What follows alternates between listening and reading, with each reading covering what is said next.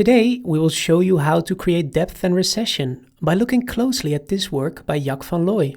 Hi everyone and welcome to the Rijksmuseum's very own creative channel, Rijkscreative. This season we will show you everything you need to know about watercolors, inks and even blueprints.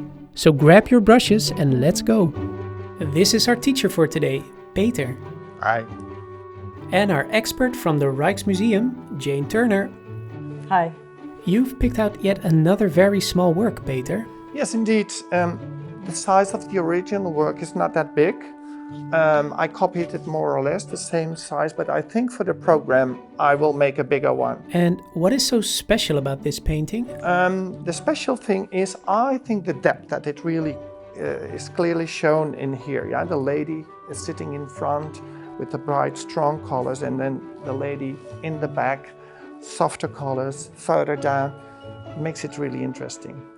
What the artist has also very interestingly done, Jac van Looij and you yourself, artists often forget that one of the tools they have at their disposal is the paper itself. Leaving the blank paper, the reserve, creates the highlights in her face and helps give you that sense of depth and recession. You've done it extremely well in this sample, and I wish you every success in doing the big version. Thank you very much. Okay, let's do it.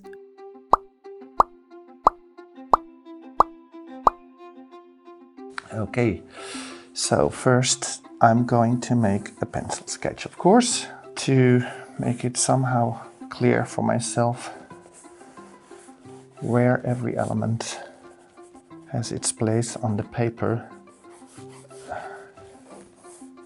Just very roughly, of course, because the details are not really extremely important in this case, since it will be a watercolor painting with rough brush strokes, so very fine details are not really there. Two sewing ladies, as it is called, the painting, the original. What is really interesting about this is that there are people visible, of course, two ladies, as the name says. And there is a really very interesting depth in the whole painting. One lady is sitting in front, very clearly, very defined colors. And one is really much smaller and in the back with lighter colors, light falling on her, which is really beautiful effect, which I hopefully can show you later on. And in fact, a very simple composition, because it's not much more than these two ladies, one in the front and one in the back. This sketch is quite important because when it doesn't have the right place, everything, you keep on searching and looking and changing all the time, which gives you a very unpleasant feeling, at least me. The sketch should be really rather correct, I think. Some people tend to erase the lines, the pencil lines, later on in order not to show them in the painting, but I don't do that because, in fact, I really like the lines. When they shine through the paint, it's really an interesting extra element, I think. So that's the reason why I don't erase them in general. The hands, very important and always really quite difficult. Place here is also really important because the lady has to look at her hands, because she has her sewing work in her hands, of course. And so she should look in the right position, and the hands should be in the right position, of course. Fortunately, this Jac van Looij, who made this painting, has drawn the hands very schematically, which is good, yeah, because otherwise it's really difficult. And then the color of her jacket or whatever she is wearing. And then there is a part of the chair here in the back.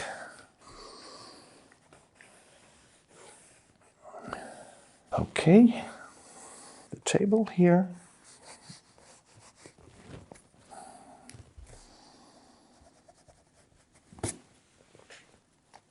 I think the face should be lowered a bit more to have the effect that she looks at her sewing work, that she really looks there. Let me see. I think this is more or less, yeah. And then there's a line along the outlines of the painting. I don't exactly know why he did this, but it is there, so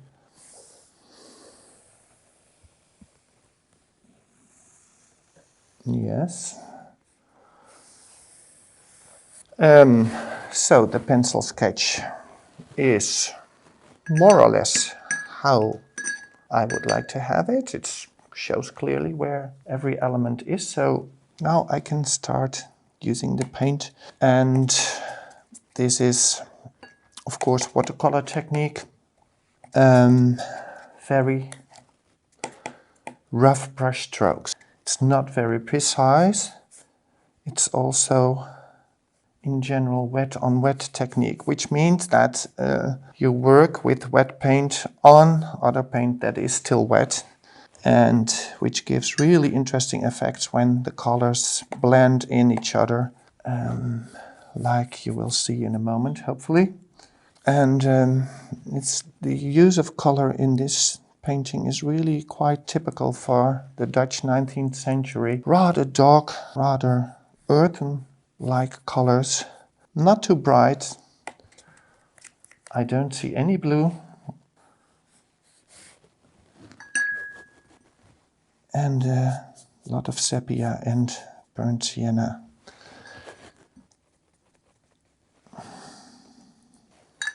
So the lady in front is more or less like a shadow, since the light falls not on her, which means that the silhouette is showing and it's rather dark, which makes her come really to the front. Also the size, of course. She's much bigger than the other one. The interesting thing with this technique is you can just take some water on the brush without any color, and you can use the color that you just put on the paper and smear it out more or less, like I'm trying to do now.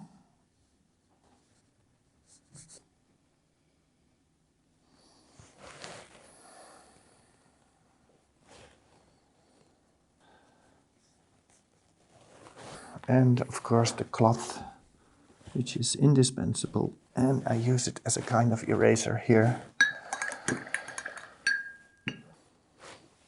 Okay, some time for some ochre, I think, but mixed, because otherwise it would be too bright. Yeah. Bit more water.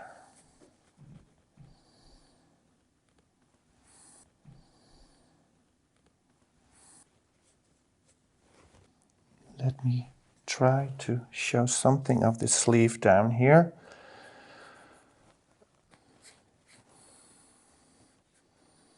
Should not be too dark.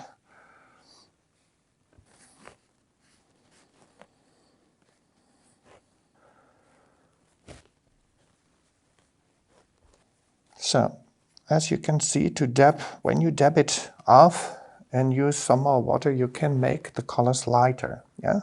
After you've put them on the paper. So a lot of correction is possible afterwards, which of course is a very good thing.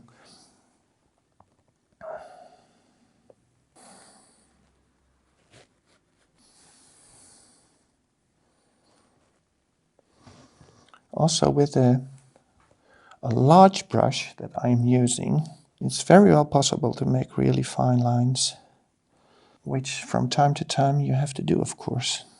to make things really clear. And sometimes you want to have a line. Not everything is a surface of color. There. And for instance here, that's the thicker one, broader one.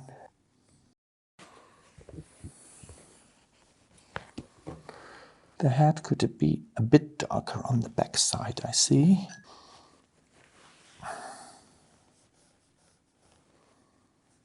And because the paint here is still wet, blends in very nicely and really spontaneously. So in fact I only have to apply it here on the back side, and then it moves into the rest of the head spontaneously.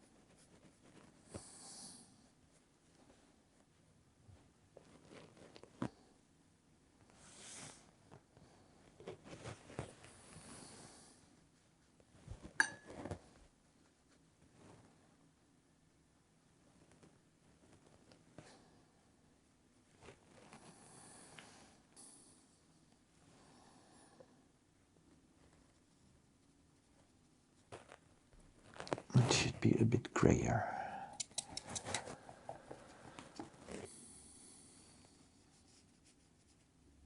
And very important here, because there are really bright spots on her face because of the light. So I should be very careful that I will not fill them in. They have to stay white, really important. So the white you use is the white of the paper always.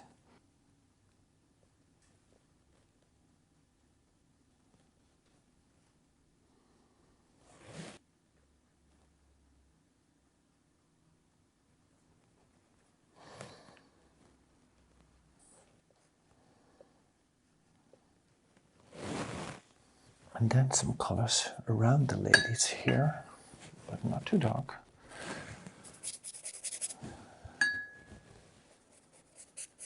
He used all kinds of really soft colors in the background, which is beautiful and which also emphasizes the light spots where the paper still shines through and gives this effect of the light shining on the persons. So in fact the darker background that I'm making now emphasizes the light parts that are not covered.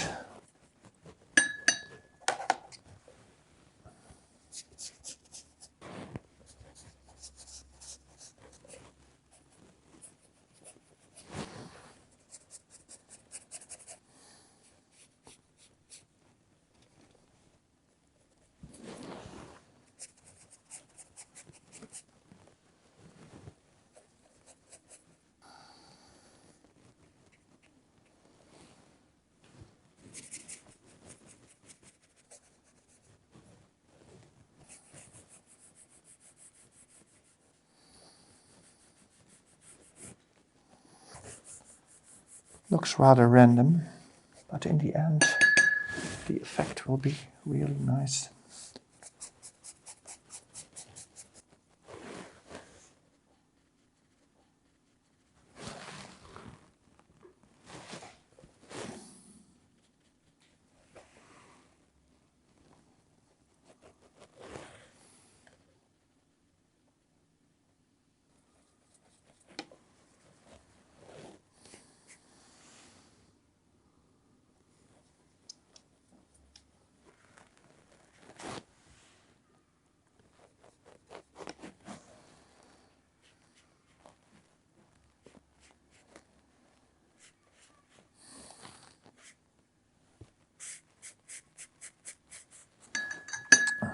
with the brush strokes you can make the suggestion of plies in the fabric of the dresses the ladies are wearing. That's really nice. So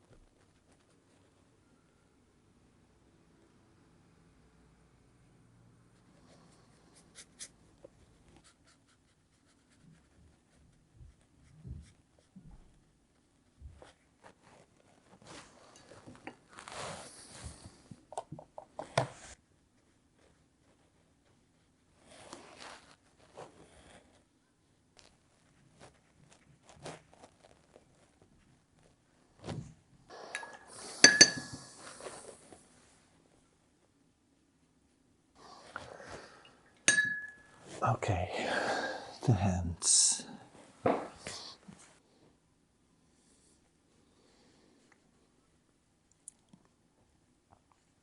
So it can be really a good idea when you have worked on a certain part to go to another part first, let the paint dry where you started and then get back there later, yeah? See how the effect is in the end. And then you can decide, should I do something more there? Or, well, can I leave it like this? Because it changes when it dries. Color changes, the shape changes a bit. So now I'm working on the hands and the table, and later on I will get back to her face and her dress.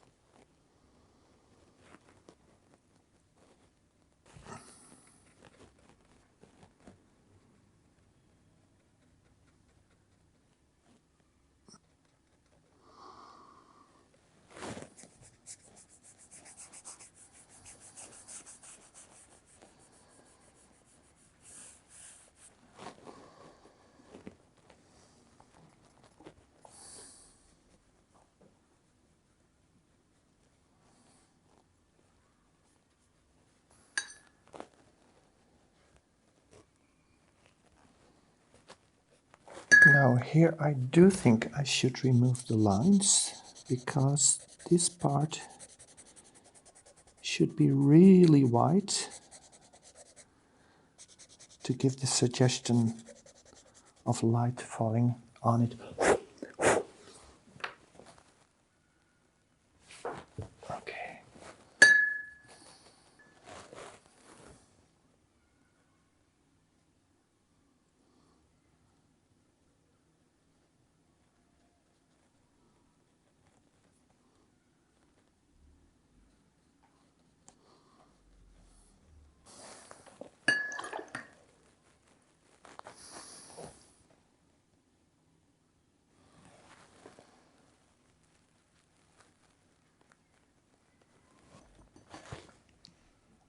The sleeve down here should be a bit darker.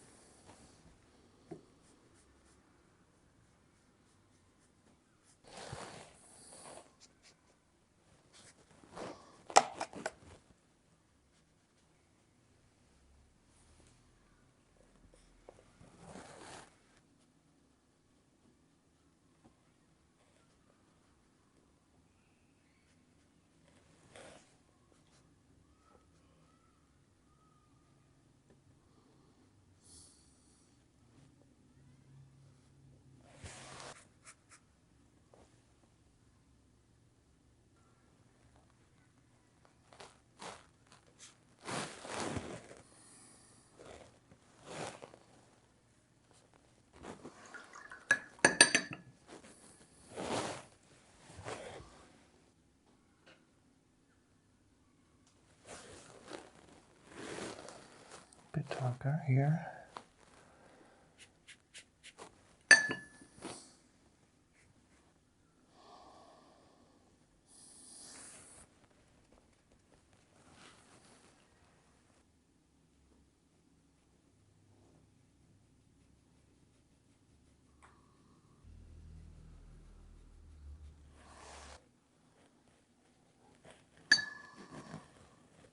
A bit darker up here to suggest some hairdo.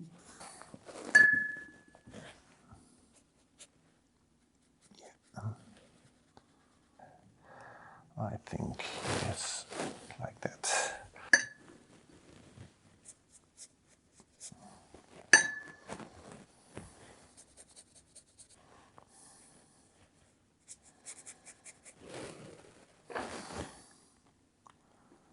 Light shining on the left-hand side of the face of the lady in the background. And the ochre here might be a bit too bright.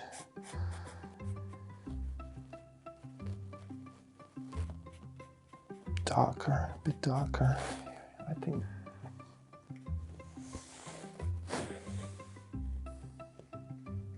Okay, so the face of the lady in the front is just a silhouette because of the fall of the light. Yeah, that comes from behind. So not too many details are necessary there. Okay, I think we're more or less there. This was very helpful, Peter. Any final tips? Yeah, I think it would be a good idea, like I did just now, to start with a two-dimensional example because it's much easier to interpret that instead of three-dimensional objects. Yeah, you can do that later when you're more experienced. Thank you very much and see you next time.